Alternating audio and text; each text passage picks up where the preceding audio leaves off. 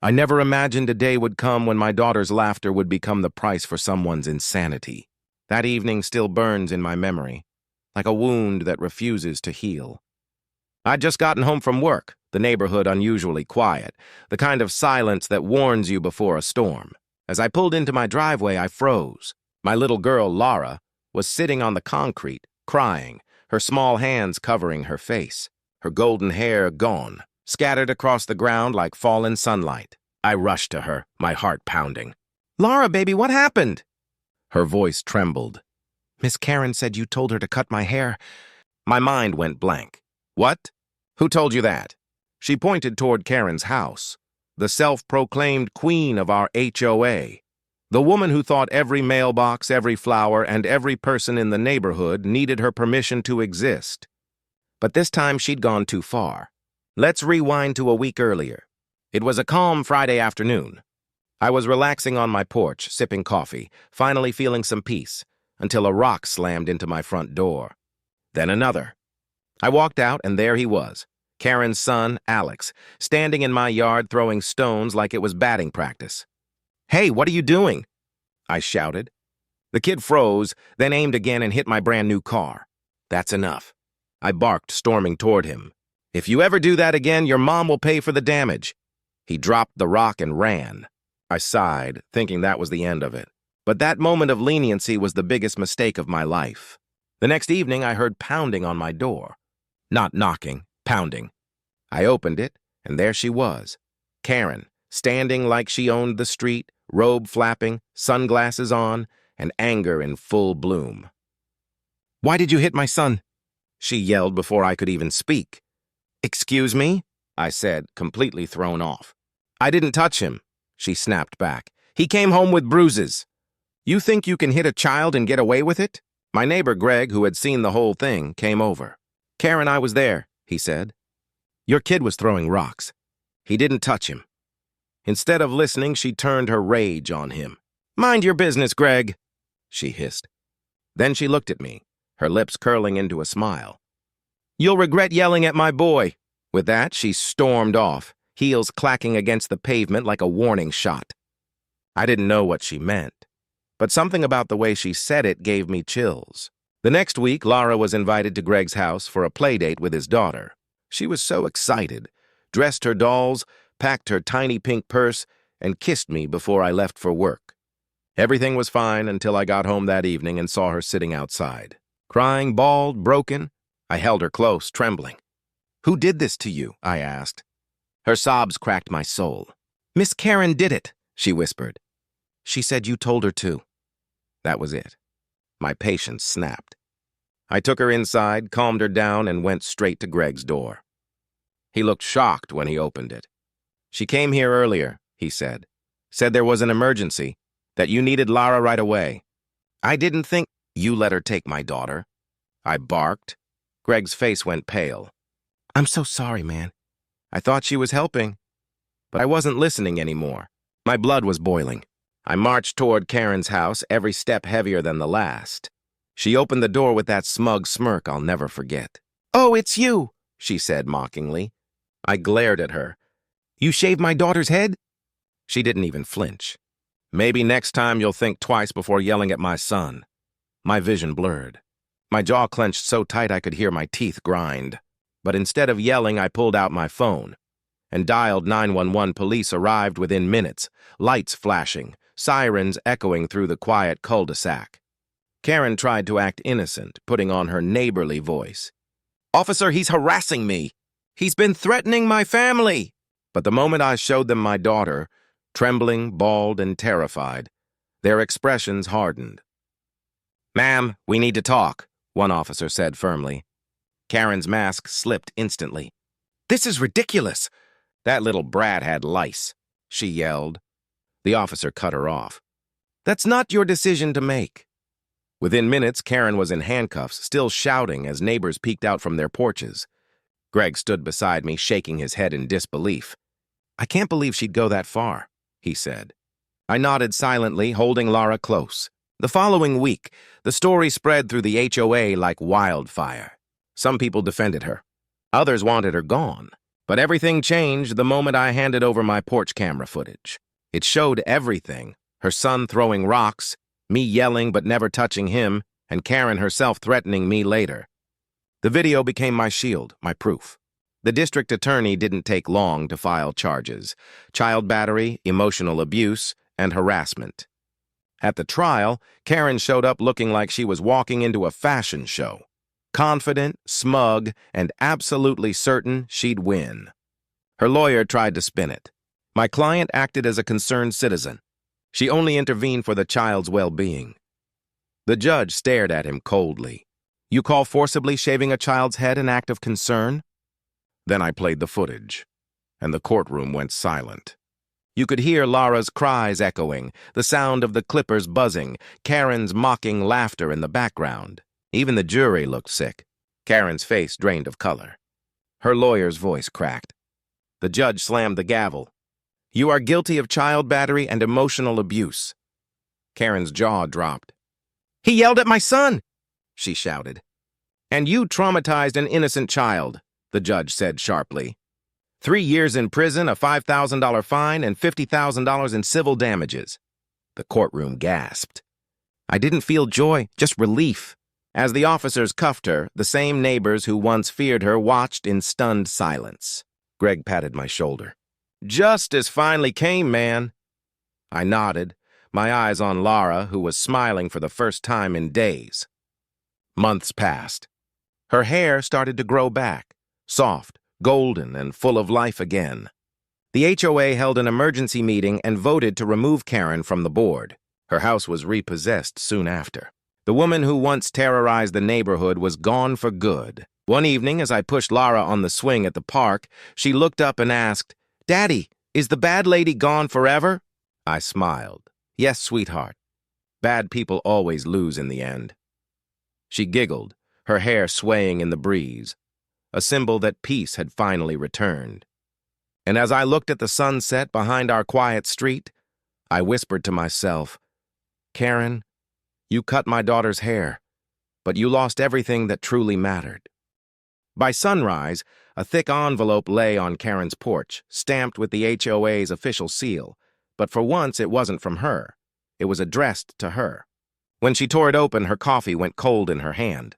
The letter was a formal notice of complaint, filed by multiple homeowners, citing abuse of authority, harassment, and procedural misconduct. Her own board was under investigation by the County Housing Committee. Karen's throat tightened as she read her own tactics spelled out like crimes: late-night trespassing, falsified fines, intimidation of disabled residents. She tried to laugh it off, telling herself Michael must have forged signatures. But there they were, names she knew, people she'd ruled over for years. The same neighbors who once hid behind closed blinds were now standing together, led by the man she'd mocked for months. Across the street, Michael sat on his porch, watching the panic unfold. He didn't need to say anything. The power dynamic had reversed itself entirely. That afternoon, Karen stormed into the HOA office, slamming her binder onto the desk. Who authorized this complaint? She demanded. The secretary looked up nervously. It's signed by the board majority. Karen's stomach dropped. 3 out of 5 members had turned on her. She tried calling them, but one ignored her, one blocked her, and the third sent a short text. You went too far this time. She sat in her car afterward, gripping the steering wheel, trying to breathe through the chaos spinning in her head. The image of Sarah's calm, gentle smile haunted her. The woman she'd tried to break had just dismantled her kingdom. That evening, Michael held another meeting, this time public. He presented emails where Karen threatened residents with eviction, even when she had no authority to do so. The crowd gasped. Cameras recorded. Someone live-streamed it. The comments online were ruthless. HOA Karen exposed. Justice at last. The story was spreading beyond Oak Ridge Lane. Karen watched from her living room, trembling with fury. They're turning me into a villain, she shouted, knocking over a vase. Her husband, who'd long grown tired of her power games, muttered under his breath, Maybe you made yourself one. She glared at him, but deep down, a crack opened in her confidence. Late that night, as the rain tapped her window again, Karen drafted an email to the county office pretending cooperation.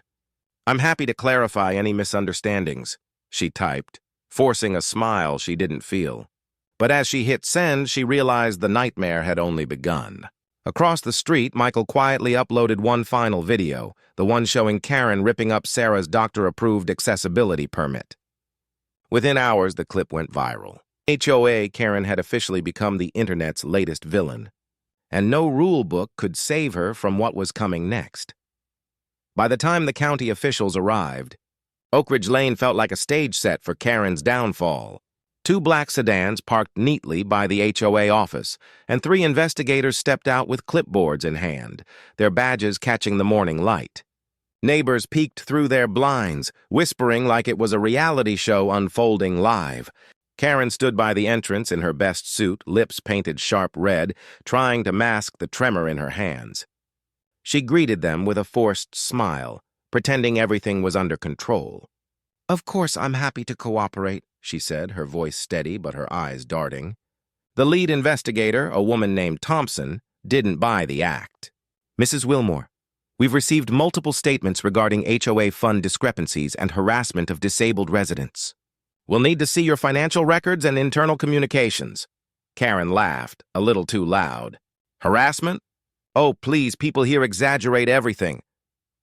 But as Thompson began reading from a printed list of formal complaints, each signed and dated, Karen's smirk began to fade. Every lie she had told, every intimidation tactic she'd used was coming back in bullet points. Her palms grew slick as the investigators flipped through binders, uncovering missing receipts, altered invoices, and checks made out to cash. She tried to defend herself, but her excuses tangled in her mouth. "Those were approved maintenance expenses," she insisted. Thompson raised an eyebrow. "For a private kitchen remodel?" Karen froze. Across the street, Michael stood on his porch with Sarah, watching quietly as the officials boxed up files. Sarah, now walking carefully with a cane but smiling for the first time in weeks, whispered, "It's happening." Michael nodded. Justice always takes its time, but it never forgets. That evening, Karen's phone buzzed nonstop. News outlets had picked up the viral video. Her name was trending. People she'd never met were calling her the Tyrant of Oak Ridge. Sponsors she'd worked with for community events dropped her instantly. Even her own board released a statement distancing themselves, calling her actions unacceptable and under independent review. She sat alone in her living room, wineglass trembling, staring at her reflection in the window. The same woman who once ruled every lawn, every mailbox, now couldn't control a single headline. Her husband walked in, phone in hand, and said quietly, "They've frozen the HOA account. You might want to get a lawyer." For the first time, Karen didn't respond with anger. She just whispered, "They can't do this to me." But deep down, she knew. They already had. As the night deepened, she stared at the blinking light of her answering machine. Message after message, neighbors, board members, even reporters, each one tightening the noose around her pride. She poured another drink, muttering to herself, "I built this place. They can't take it from me." Yet across the street, the soft glow from Michael and Sarah's porch light reminded everyone that the neighborhood didn't belong to Karen anymore. It belonged to the people she'd tried to silence, and they had finally found their voices. The morning she was officially suspended from her HOA position, Karen didn't hear it from the board or the county office. She heard it from a local news anchor on TV. "Breaking story. HOA president under investigation for corruption and assault allegations," the reporter announced, as Karen's photo flashed on screen, caught mid-yell from the viral footage. Her heart stopped. The mugshot-like freeze frame made her look monstrous. She lunged for the remote, shutting it off, but it was too late. The whole neighborhood had seen it. Outside, joggers paused by her lawn, whispering. Kids on bikes pointed at her house, laughing. Karen slammed her curtain shut and screamed, "They're all against me!" Her phone rang again and again. Unknown numbers, journalists, angry residents demanding refunds. She ignored them all until one voicemail stopped her cold. "Mrs. Wilmore, this is Officer Ramirez." We'd like to ask you a few questions about the assault incident involving Mrs. Sarah Miller. Please contact us before 5 p.m. or we'll issue a warrant." Karen dropped the phone. Panic surged. She rushed to her desk, pulling files from drawers, shredding papers like a woman possessed. Receipts, meeting notes, payment logs, gone. She thought she could erase the evidence, bury the truth under confetti of lies. But she didn't realize Michael had already submitted everything. Every transaction, every signature, every audio clip from HOA meetings had been uploaded to a shared county drive the night before. By noon, the HOA office was locked down by investigators. Yellow tape stretched across the door. Karen stood across the street, hair unkempt, face pale as neighbors whispered and recorded her meltdown. One woman, Mrs. Duncan, the same person Karen fined last year for having non-approved flower colors, smirked and said, "Looks like someone finally got a taste of her own policy." Karen turned on her, eyes wild. "You all loved me when I fixed your fences and painted your signs," she shouted. But nobody responded. They just watched as her empire burned. That afternoon, the police cruiser arrived.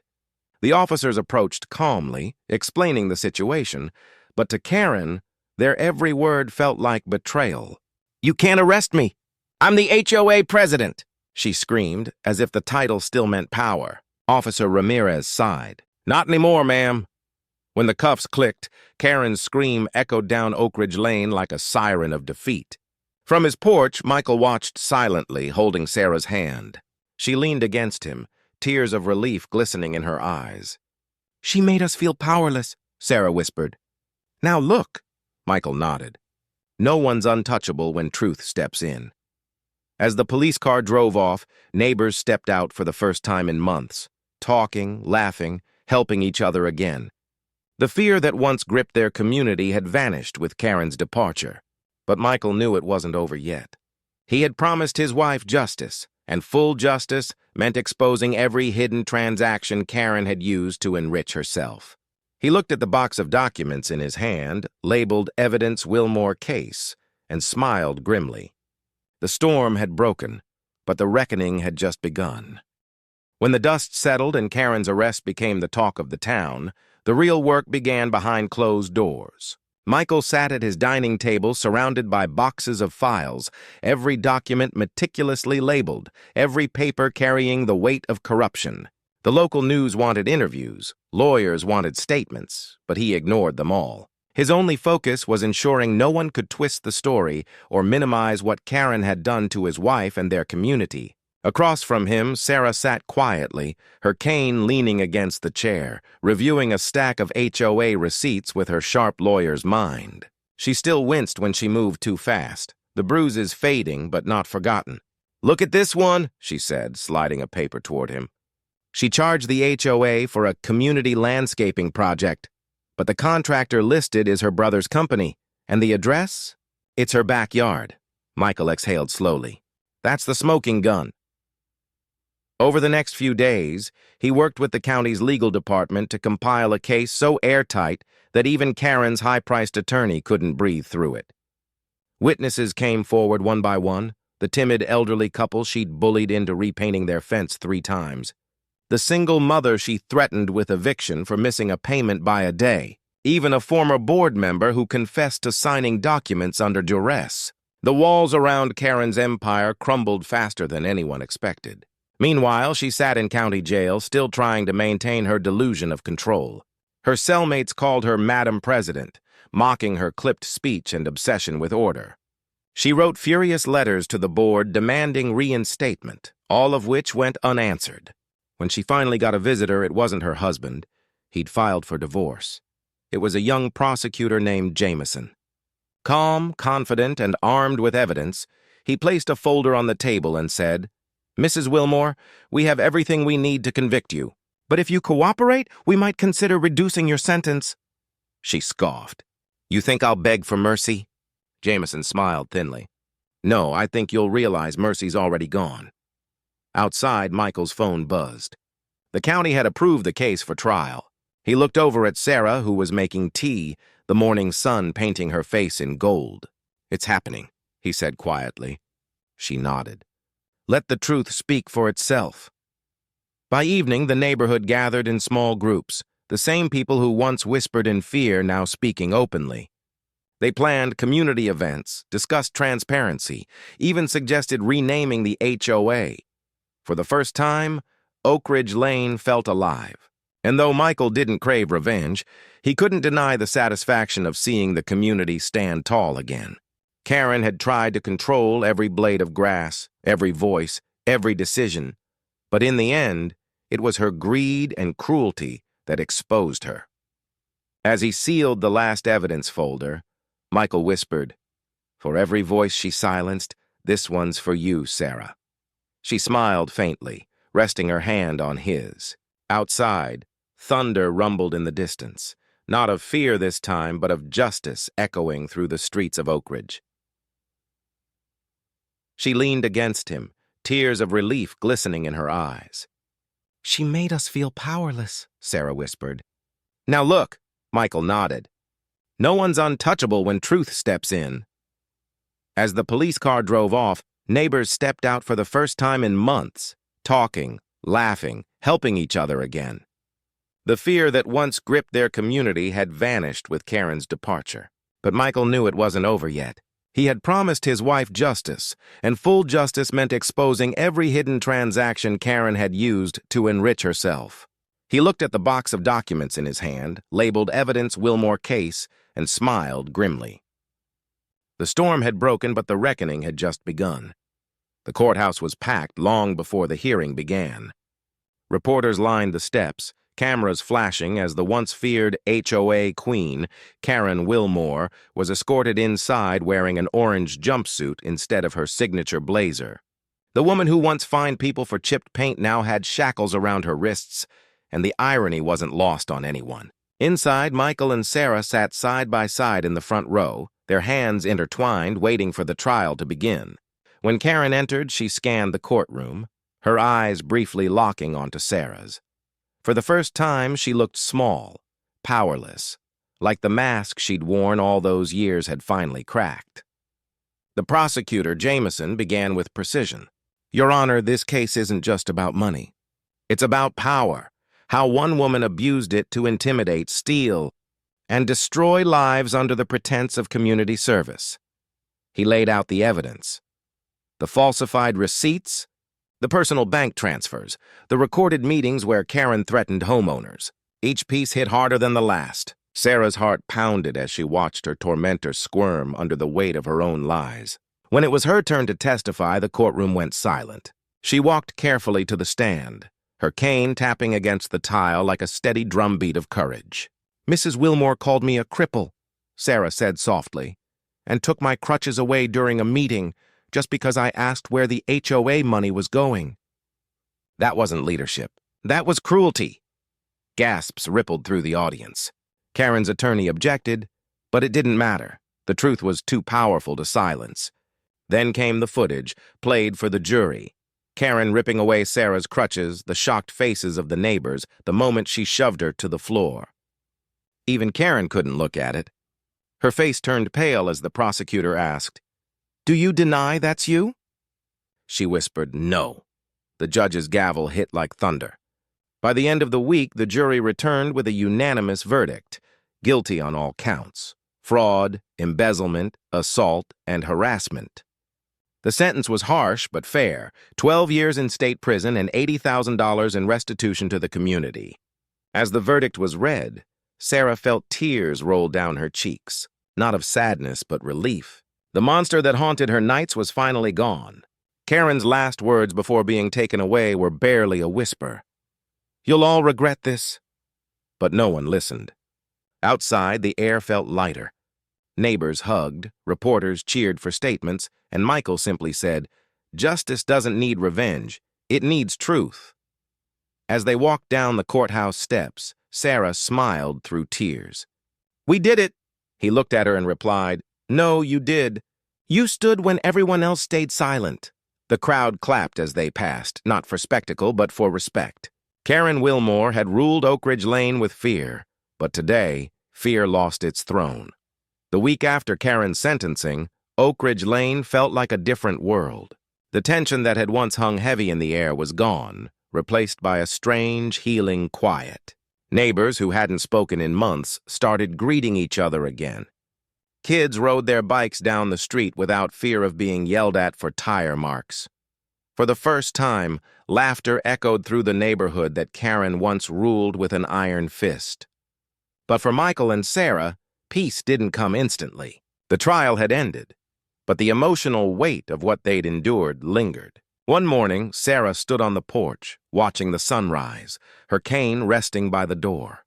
"It feels strange," she whispered, "to finally breathe again."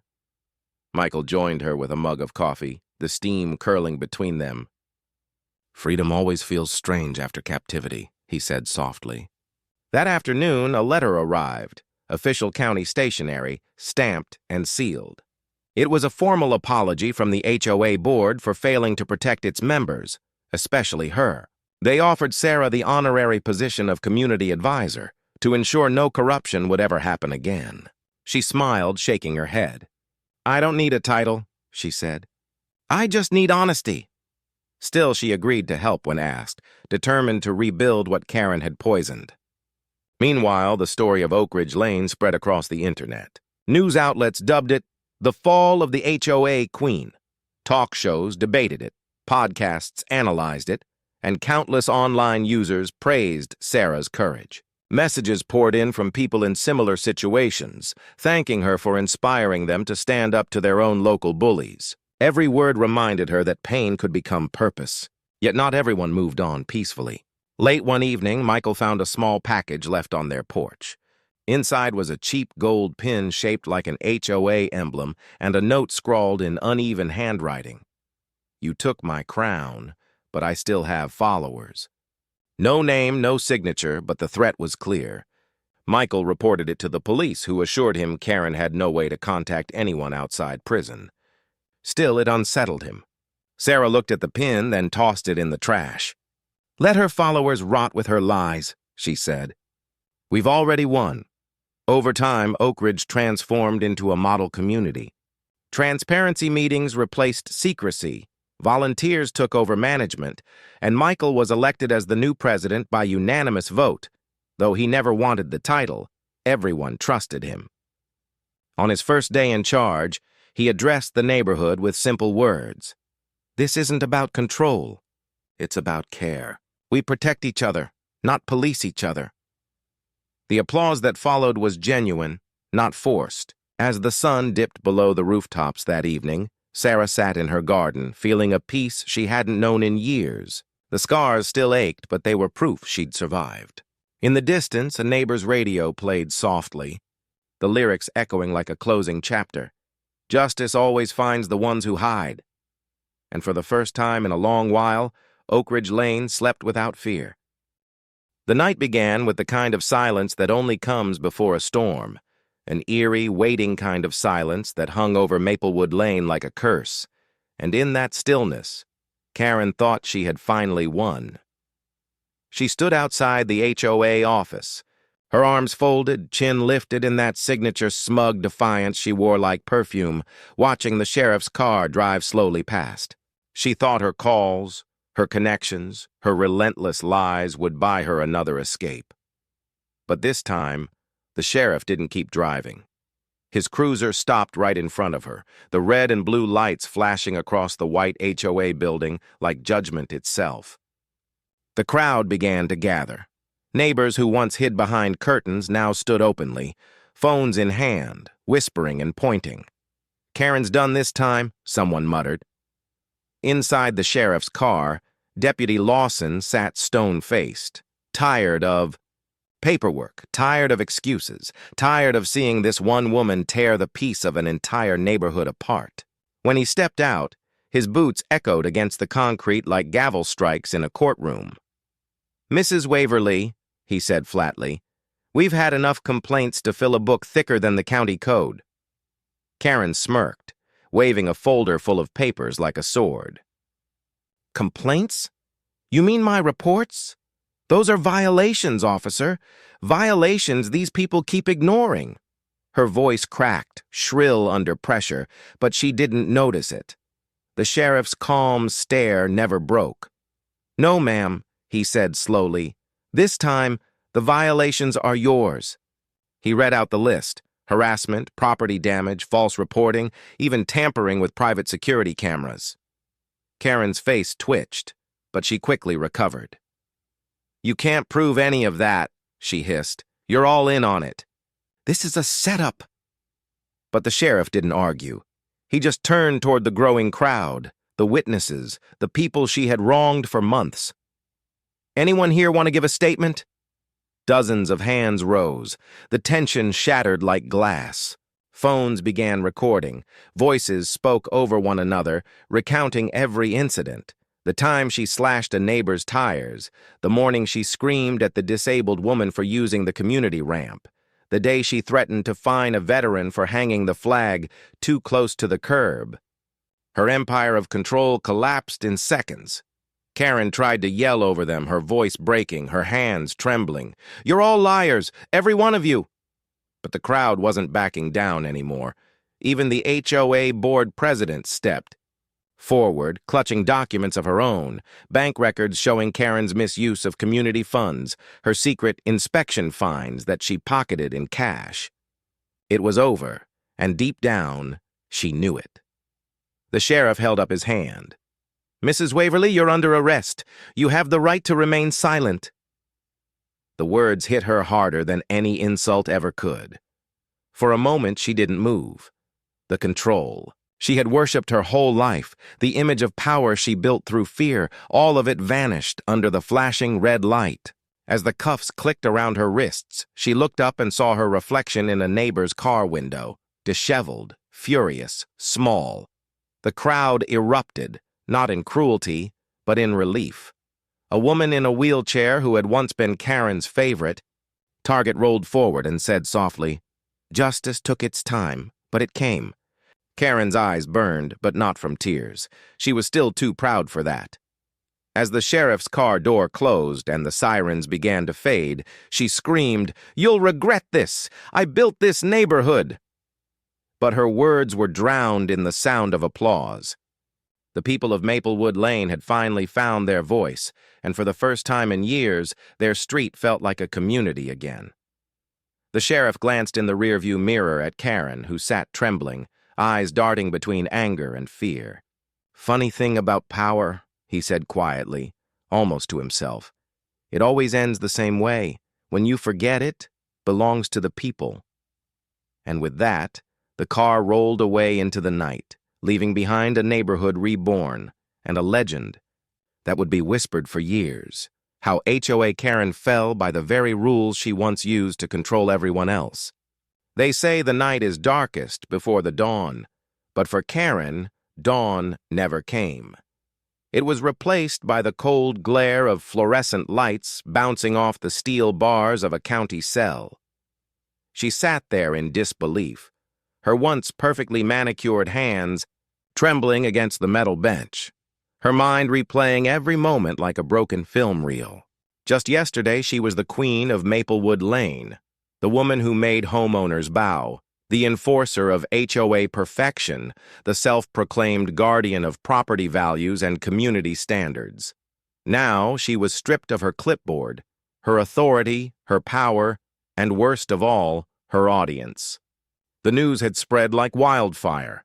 Every local channel ran the story. HOA president arrested for harassment and fraud. Neighbors who once feared her were now celebrating in driveways, sharing stories with laughter and vindication. Karen's kingdom had fallen, and every soul she had wronged came to dance on the ashes. Meanwhile, back in the neighborhood, the couple she had targeted the most, David and Aisha, finally sat on their porch in peace. Aisha, her wheelchair parked under the morning sunlight, held David's hand and whispered, "I told you, karma just needed a little time." Their front yard, once marked by Karen's endless violation notices, now bloomed with flowers again, and for the first time in months, children played outside without glancing nervously toward the HOA office. But the peace wasn't instant. Behind the smiles lingered a trace of trauma. Every doorbell ring made Aisha tense. Every knock reminded her of those false inspection visits. David saw it too. "It'll fade," he told her softly. She can't touch us anymore. At the same time, in a courtroom downtown, Karen faced her first hearing. She tried to sit tall, her signature composure faltering under the gaze of the judge. Her lawyer whispered strategy in her ear, but she barely heard him. All she could think about was how quickly everyone had turned against her, how her board, members resigned one by one, how even her so-called friends stopped answering her calls. When the prosecutor listed her charges, harassment, false reporting, embezzlement, Karen snapped. "This is a witch hunt!" she shouted, slamming her hand on the table. The courtroom fell silent except for the echo of her own voice. The judge raised an eyebrow. "Mrs. Waverly, one more outburst and I'll have you removed." For the first time in her life, Karen was powerless. She looked around and realized there was no one left to intimidate, no one to manipulate. The people she used to command were sitting behind her, watching quietly as justice unfolded. Even the HOA building, once her fortress, now stood empty, its doors sealed, its records under investigation. But fate wasn't done teaching her lessons yet. When the judge denied her bail, citing her pattern of harassment, Karen's face turned pale. "You can't keep me here," she whispered. "I run that neighborhood." The judge's answer was calm but final. "You used to." Outside the courthouse, reporters swarmed, their microphones extending like daggers. "Mrs. Waverly, do you have any remorse? Were the HOA funds really used for personal expenses? Do you think the community will forgive you?" She pushed past them in silence, her once sharp eyes now hollow. That night, as she lay in her cell staring at the ceiling, she heard distant laughter echoing from the guard station. Someone watching a viral video titled HOA Karen Gets Served, Instant Karma. It had over 1 million views. Her humiliation had become the town's redemption story. But beneath the public shaming, something else stirred, an unfamiliar feeling she couldn't name. Regret. Maybe it was seeing Aisha's tearful relief on the news, or maybe it was realizing how her need for control had destroyed everything she built. She had wanted perfection, but all she created was fear. Her reflection in the steel toilet showed her the truth. She wasn't the protector of Maplewood. She was its plague. Somewhere deep in her chest, guilt flickered like a dying ember. But pride still whispered, "They'll see I'll come back." What she didn't know was that Maplewood Lane had already moved on. The HOA board had voted to dissolve her position, and a new community group, led by David and Aisha, was forming to rebuild what she had broken. Their motto was simple: respect before rules. And for the first time, people came together not out of fear, but out of hope. Karen's fall was complete, but her name would forever serve as a warning. When control turns into cruelty, even the queen of rules can be dethroned by justice itself. Power has a strange way of revealing who we really are, and for Karen Waverly, it came with a heavy cost. Her pride had been her armor, her weapon, and ultimately, her downfall. Weeks had passed since her arrest, and the Maplewood community she once ruled with an iron clipboard was thriving without her shadow.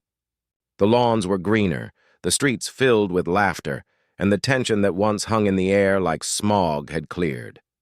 Yet, inside her cell, Karen's mind replayed the old days as if she could rewrite them.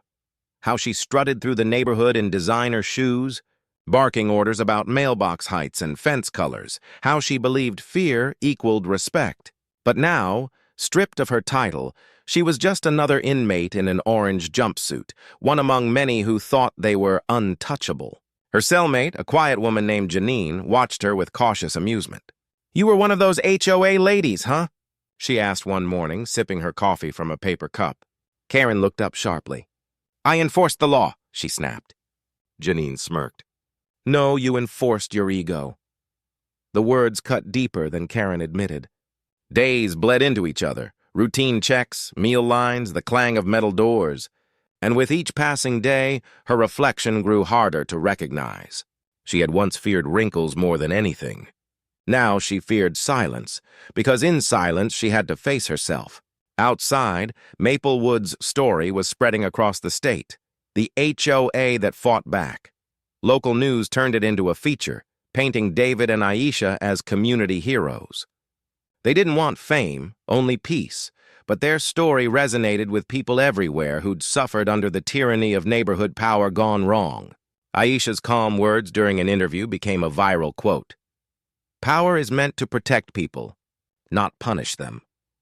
Meanwhile, Karen's name became a meme.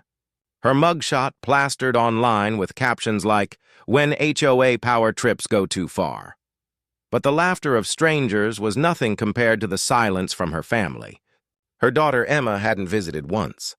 Karen wrote letters, long, rambling apologies that were never answered.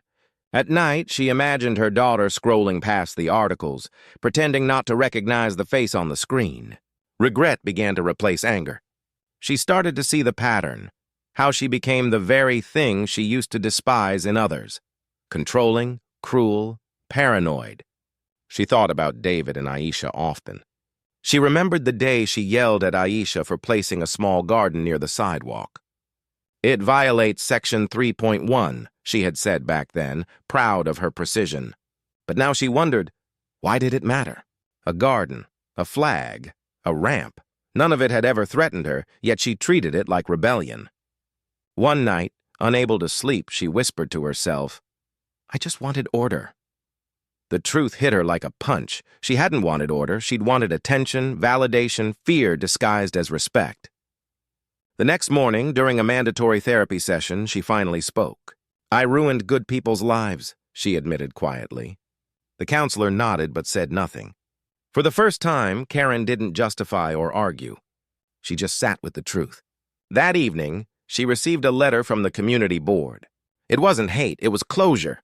It stated that Maplewood had officially banned her from any future HOA involvement and that her property had been sold to cover restitution. Beneath the official stamp, someone had handwritten a note, "We hope you find peace." Karen stared at those words for a long time. She didn't cry, she couldn't, but something heavy lifted off her chest. Maybe, she thought, this was what accountability felt like. The next morning, during yard time, she looked up at the sky. No fences, no rules, no control, and for the first time, she didn't feel like the queen of anything. She felt human. The sound of laughter carried over the prison yard, and she closed her eyes, remembering the sound of children playing on Maplewood Lane.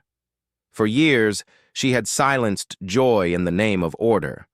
Now, joy existed without her. That was her punishment, and her redemption. The hardest sound in the world isn't someone yelling, it's silence after they stop. That's what Karen Waverly learned the day she was finally released. After serving 3 years of her sentence, she stepped out of the prison gates with nothing but a duffel bag and a folder of discharge papers. No reporters, no family, no neighbors waiting, just the echo of her own footsteps. She used to love the sound of control, of doors closing when she gave orders, of heels tapping across meeting floors. But now, every sound reminded her of what she had lost. The air outside smelled different, freer somehow. She had spent months dreaming of freedom, but when it finally came, it didn't feel like victory. It felt like starting over in a world that had already forgotten her name. Karen walked through the bus station, glancing at faces, each one full of life, of stories continuing without her. No one recognized her, and for once, she didn't want them to. She sat near the window as the bus rolled toward the city, passing through neighborhoods like the one she once ruled, houses with kids playing on lawns, mailboxes mismatched, porches filled with decorations she would have once found. She smiled faintly.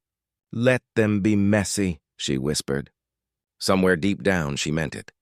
When she arrived at a small halfway house downtown, the coordinator gave her a simple rule sheet: curfew at 9, chores, weekly check-ins. Karen nodded quietly, following orders without argument. The irony didn't escape her. Once the enforcer, now the obedient. The first few nights were hard. The bed was too soft, the air too still. Every creak in the building brought memories of HOA meetings, voices accusing, her own voice sharper, colder. She'd wake up sweating, sometimes hearing Sarah's voice, the woman she had pushed crying out in pain. The guilt was a shadow that didn't fade with daylight. One afternoon, she saw a local news story on the TV in the common room, an interview with David and Sarah, celebrating the one-year anniversary of Maplewood's Rebuild Day. The community had transformed the HOA into a volunteer-led group that helped disabled residents fix their homes instead of fining them. Sarah, now walking with a cane but stronger than ever, smiled into the camera and said, "Sometimes people break others because they're broken themselves. But when you rebuild together, everyone heals." Karen stared at the screen until her eyes blurred. She wanted to cry, to apologize, but there was no way to undo the past. Instead, she decided to honor it differently. The next morning, she walked to a local church that ran a community program for low-income housing support. The coordinator, an older man with kind eyes, asked why she wanted to volunteer. Karen hesitated before saying, "Because I spent years tearing communities apart. Maybe I can help fix one." He smiled and handed her a paintbrush. "Then start here." That became her new rhythm, painting walls, helping with paperwork, planting flowers in small gardens she once would have banned. No one knew her past, and she didn't offer it. But in every task, she felt a quiet redemption. She wasn't seeking forgiveness anymore. She was learning humility. Months passed, and the weight in her chest lightened. One Sunday morning, while planting daffodils outside the shelter, she saw a woman watching from across the street. It was Sarah. For a long moment, neither spoke. Then Sarah walked over, looked at the garden, and said softly, "They're beautiful." Karen nodded, her voice barely a whisper. "They're yours." Sarah didn't answer, just placed a single yellow flower beside Karen's hand and walked away. Karen sat there long after she left, tears finally falling, not from guilt, but from peace. That night, as the sun dipped below the skyline, she looked out the window and whispered, "Maybe this is what being human feels like." The queen of the HOA was gone, but in her place stood someone better, someone free, not because the gates opened, but because she had finally closed the ones inside her heart.